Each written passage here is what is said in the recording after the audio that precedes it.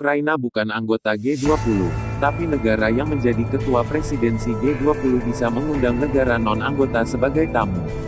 Istana Kepresidenan dan Kementerian Sekretaris Negara belum menanggapi permintaan komentar dari Reuters terkait undangan ini.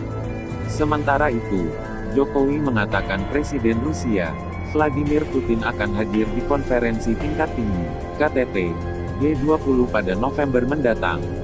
Hal itu disampaikan Putin lewat sambungan telepon kepada Jokowi pada Kamis, 28/4.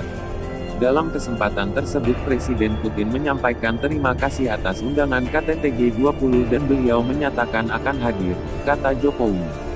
Jokowi menekankan agar perang segera diakhiri. Solusi damai terus diutamakan. Indonesia juga siap berkontribusi dalam upaya damai itu. Saya ingin menekankan bahwa Indonesia ingin menyatukan G20, jangan sampai ada perpecahan. Perdamaian dan stabilitas adalah kunci bagi pemulihan dan pembangunan ekonomi dunia, pungkasnya.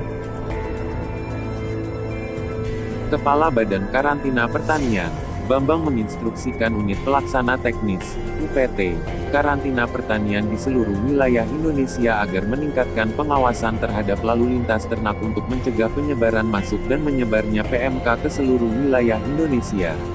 Langkah pencegahan pertama adalah untuk tidak memberikan sertifikasi pada pengeluaran dan transit media pembawa virus PMK, yakni sapi, kerbau, kambing, domba, babi, ruminansia lainnya, dan hewan rentan lainnya, serta daging, kulit mentah, produk susu, semen, dan embrio dari hewan-hewan tersebut yang berasal dari Kabupaten Gresik, Lamongan, Sidoarjo, dan Mojokerto, serta daerah lain yang terindikasi terdapat kasus penyakit PMK, jelas Bambang.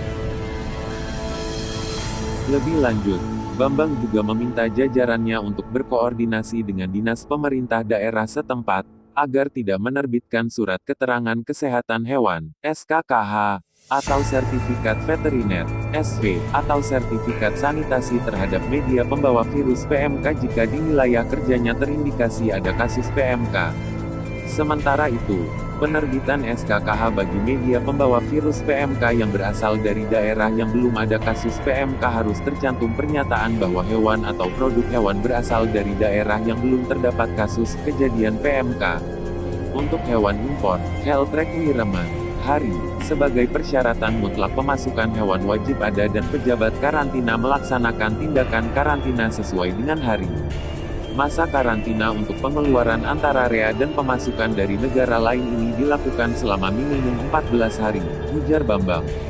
Selain itu, tindakan perlakuan berupa disinfeksi dan desinsektisasi wajib dilakukan terhadap sapi, kerbau, kambing, domba, babi, ruminansia lain, hewan rentan lainnya, dan alat angkutnya di tempat pemasukan, tempat pengeluaran, tempat transit, instalasi karantina hewan, dan tempat tindakan karantina hewan, serta di perbatasan Indonesia dengan Malaysia, Papua Nugini, dan Republik Demokratik Timor Leste. Sebelumnya, Presiden Joko Widodo telah memerintahkan Menteri Pertanian Syahrul Yassin Limpo untuk memberlakukan lockdown zonasi untuk mencegah mutasi wabah penyakit mulut dan kuku, PMK, yang menimpa hewan ternak dari satu wilayah ke wilayah lain. Hal itu dikatakan Jokowi dalam sidang Kabinet Paripurna dalam video di kanal YouTube Sekretariat Presiden, Senin, 9/5.